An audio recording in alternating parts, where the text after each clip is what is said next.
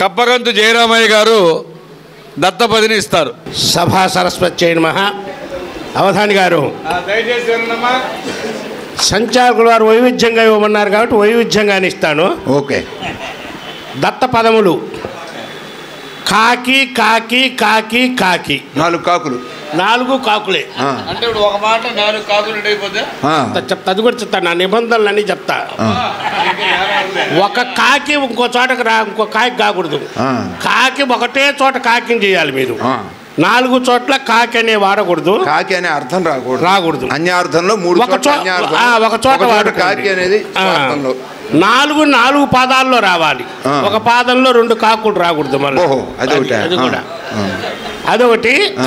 ఈ నిబంధనలు పెట్టాను కాబట్టి ఛందస్సు ఇతివృత్తం కూడా మీకు స్వేచ్ఛిస్తున్నా. ఇతివృత్తం స్వేచ్ఛిస్తే ఏమవుతుందంటే ఆలోచించుకోవడానికి చాలా సమయం పోతుంది. మీరు ఇతివృత్తం ఇచ్చారనుకోండి నాకు చాలా సులభం అవుతుంది. అంటే భారతార్థం రామాయణార్థం కానీ ఆధునికం కానీ ఏదైనా ఇతివృత్తం మీ స్వేచ్ఛ. సరే. ఛందస్సు మీ స్వేచ్ఛ. నిబంధనలు మాత్రం ఒక్కొక్క పదంలో ఒక్కొక్క కాకి, ఒక కాకి ఇంకో చోట కాకి కాకూడదు. అవధాని గారు వైవిధ్యం చేశాడు. అవధాని గారు ఆయన ఏదో కాకులు అన్నారు. కాకరిస్తే చుట్టాలు వస్తారంటారు కదా. అవునండి. చుట్టాలు పోవాలంటే ఎవరు అరవాలి? ఇంట్లో ఉన్నావిడ అరిస్తే చాలుగా ఏముంది. ఇంట్లో కాకి అన్నాం అనుకోండి మనల్ని కొడతారు. అందుకని ఇంట్లో కాకి అనకూడదు. పోతా అవి ఒప్పుకోరు. అదిగో అందుకే నేను అన్నాను. అందుకే వాళ్ళు ఒప్పుకోరు, కొడతారండి అన్న. కాకీలను కాకి అనే అక్షరాలు. కాకీలను పలుకుటకే కాకిగా. ఇక్కడ కాకి అనేటువంటి అది విడిపోయింది. ఒక కాకి రావచ్చు అన్నాడు కాబట్టి కాకి ఇంకా చోటు పెట్టుకున్నా. ఏ కాకి అని 2వ పాదంలో చెబుతున్నా. కాకీలను పలుకుటకే కాకిగా. పలుకుటకే పైగినాయి. కాకీలను పలుకుటకే కాకిగా. ఏ కాకిగా. కాకీలను పలుకుటకే కాకిగా. ఇది వృత్తం దాంట్లో వస్తుందిగా.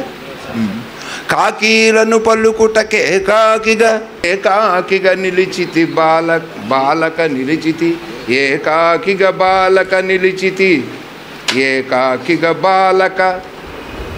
నిలిచితి. కాకీలను పలుకుటకే కాకిగా బాలక నిలిచితి. కం కహ ఎనగా కాగుడింత మొదలు పెడితే కం కహ దాకా రావాలిగా. కాకి అని మొదలుపెట్టాం కాబట్టి కం కహ తోటి ఆపాం అక్కడికి. కాకీలను పలుకుటకే కాకిగా బాలక నిలిచితి కం కహ ఎనగా. 4 కాకులు తోడాడు. కాకిగా మారకు 3వ పాదం. కాకిగా మారకు ఇక్కడ మాత్రమే కాకి వచ్చింది సార్. నీ చీకాకిటు. నీచి కాకిటు. చీకాకు అనమాట. నీ